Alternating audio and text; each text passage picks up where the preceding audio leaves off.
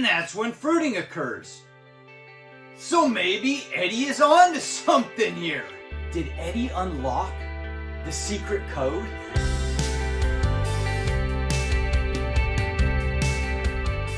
How long should your grow lights be on each day for the best results?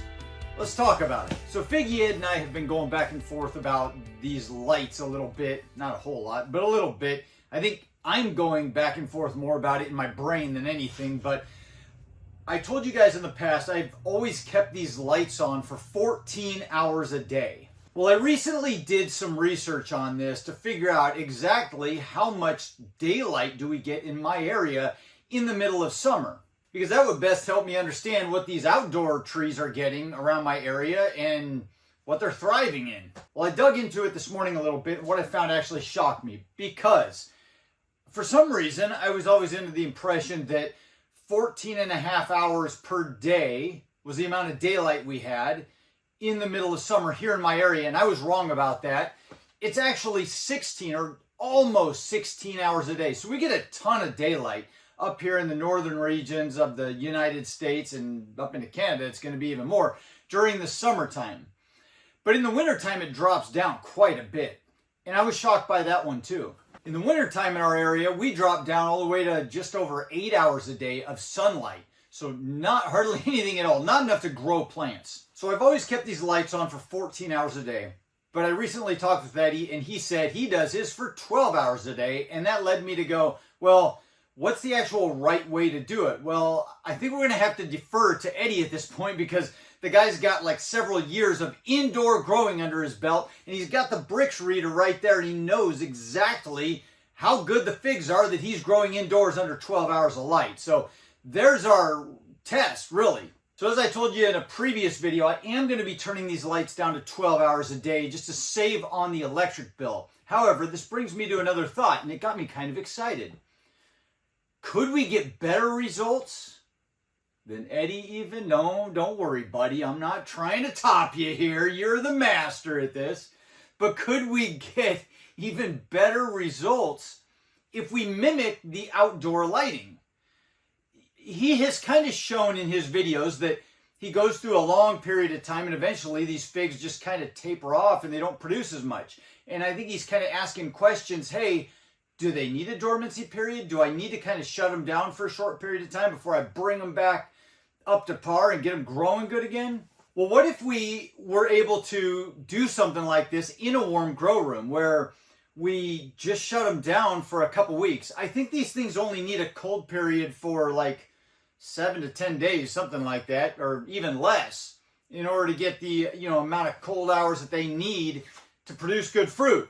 But when we start these figs back up and we bring them back into daylight again, what if we started them at 8 hours a day, ramped it up over a month to just summertime daylight, 16 hours a day here in my area, and then ramped it back down to 12 hours a day to simulate fruiting periods? Would that give us the best results we could possibly get? I don't know, but I'm in this grow room with a whole bunch of individual grow tents where I could legitimately try that and see what happens, because we can wall off each one of these different lights and figure this out. Here's the one thing I did just figure out that was really cool. As I was doing a little bit of research inside, I was digging into, well, if the daylight hours in my area are 16 hours a day, what are they in Arizona? What are they down in Phoenix? Down there, they're closer to 14 and a half, just under 14 and a half hours of daylight a day in the middle of summer. It's summer solstice. Well, they get great figs down there, so you obviously don't need 16 hours a day to grow great figs. Well, what would grow great figs? Well, Eddie's telling me 12 hours of indoor grow lights, so I looked up the fall equinox, because that's when fruiting occurs. And I found out the most interesting thing I found out all morning, and that is, up here, the fall equinox gets 12 hours of daylight, and down in Phoenix, the fall equinox gets 12 hours of daylight.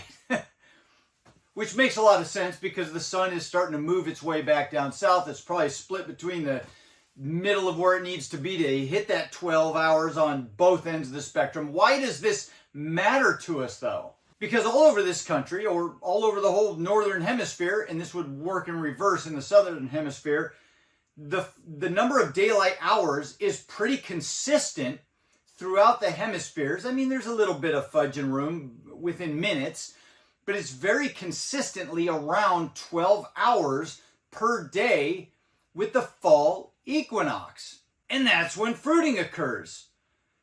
So maybe Eddie is on to something here. It doesn't matter where in the world you are during the fall or the spring in the southern hemisphere, or they call it fall down there. I don't know. Either way, you're going to get 12 hours of daylight right when they're fruiting. Did Eddie unlock the secret code? All right.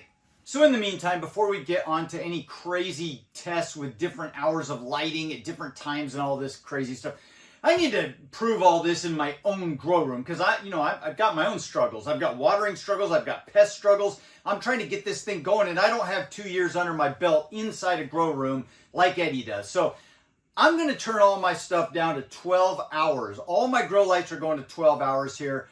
It's going to save on the electric bill, and Eddie has already proven that you can grow fantastic figs in 12 hours of daylight for the whole stretch from whatever, starting the fig out in the spring to summer to fall. 12 hours is working for him. So how long should your grow lights be on for the best results? Well, I think we figured that out. It's going to be 12 hours a day for now until we do some more studies, but 12 hours a day seems to be the optimal.